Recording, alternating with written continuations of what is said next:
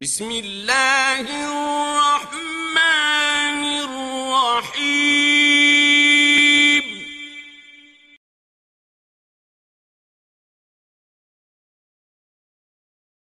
اعوذ باللہ من الشیطان الرجیم، بسم اللہ الرحمن الرحیم۔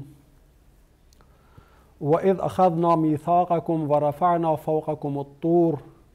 خُذُوا مَا آتَيْنَاكُمْ بِقُوَّةٍ وَاذْكُرُوا مَا فِيهِ لَعَلَّكُمْ تَتَّقُونَ۔ بنی اسرائیل کے طرز عمل کے بارے میں ان قرآنی آیات میں مختلف پہلوؤں سے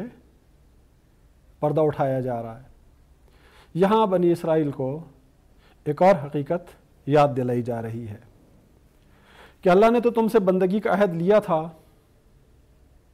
تم اس عہد کو بھول چکے ہو۔ اس عہد کی یاد دہانی کے لیے اللہ تعالیٰ یہاں فرما رہا ہے وَإِذْ أَخَذْنَا مِيثَاقَكُمْ، اور جب ہم نے تم سے میثاق لیا، جب ہم نے تم سے عہد لیا، وہی جس کا پہلے ذکر ہو چکا ہے، اللہ کی بندگی کا عہد، اس چیز کا عہد کہ وہ اللہ کی بندگی کے راستے پہ ثابت قدم رہیں گے، اور آگے بھی اس عہد کی تفصیلات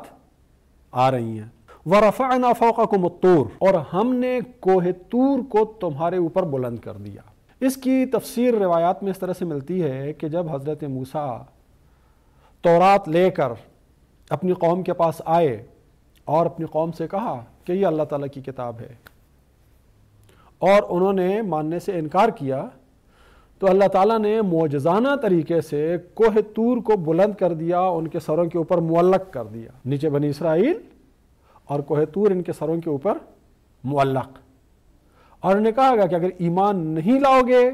اللہ کے ان احکام کو تسلیم نہیں کرو گے، تو یہ پہاڑ تمہارے اوپر گرا دیا جائے گا اور تم اس پہاڑ کے نیچے پس کر تباہ ہو جاؤ گے۔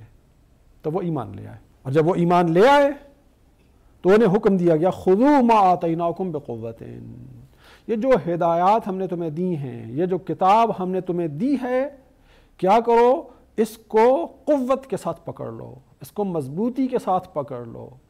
اب ظاہر سی بات ہے، کسی ہدایت کو مضبوطی کے ساتھ پکڑنے کا مطلب یہ ہاتھوں سے کسی چیز کو مضبوطی کے ساتھ پکڑنا نہیں ہے، یا کسی کتاب کو مضبوطی سے پکڑنے کا مطلب یہ نہیں ہے کہ اس کتاب کو ہاتھوں سے اپنے ہاتھوں میں مضبوطی کے ساتھ پکڑ لیا جائے۔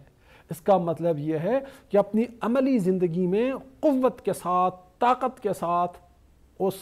ہدایت کے اوپر، ان احکامات کے اوپر عمل کیا جائے، قوت کے ساتھ اس کی پیروی کی جائے، قوت کے ساتھ ان احکامات کی فرمانبرداری کی جائے۔ وَاذْكُرُوا مَا فِيهِ،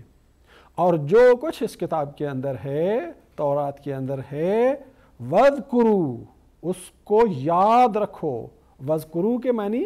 کسی چیز کو زبان سے یاد کرنے کے بھی ہوتے ہیں، اور قلبی طور پہ کسی چیز کو یاد کرنا، قلبی طور پر کسی چیز کی طرف متوجہ رہنا، اپنا دھیان کسی چیز کی طرف رکھنا، یہ بھی ذکر کے معنوں میں آتا ہے۔ یعنی اسے بھولنا نہیں ہے، جو کچھ اس کتاب میں تمہیں ہدایات دی گئی ہیں، جو کچھ اس کتاب میں تمہیں احکامات دیے گئے ہیں، انہیں بھولنا نہیں ہے، انہیں یاد رکھنا ہے،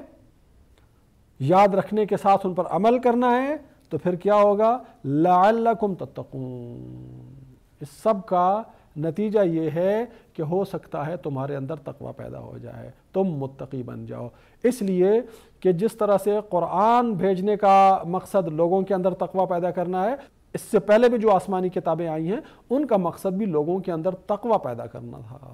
اس لیے کہ تقوی ہی نجات کا ذریعہ ہے۔ اور اگر آج بھی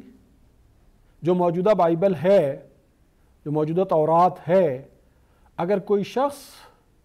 اس تورات کو پڑھے اور اس تورات میں اللہ تعالیٰ نے جو ہدایات دی ہوئی ہیں، اگرچہ اس میں تحریف ہو چکی ہے، تحریف ہو چکنے کے باوجود اگر کوئی شخص اس تورات میں موجود اللہ تعالیٰ کے احکامات کے اوپر سچے دل سے عمل کرتا ہے، پوری طرح سے کاربند رہتا ہے، تو تورات کی وہ ہدایات اور تورات کے وہ احکامات اور تورات کی وہ تعلیمات کسی انسان کو متقی بنانے کی پوری صلاحیت رکھتی ہیں۔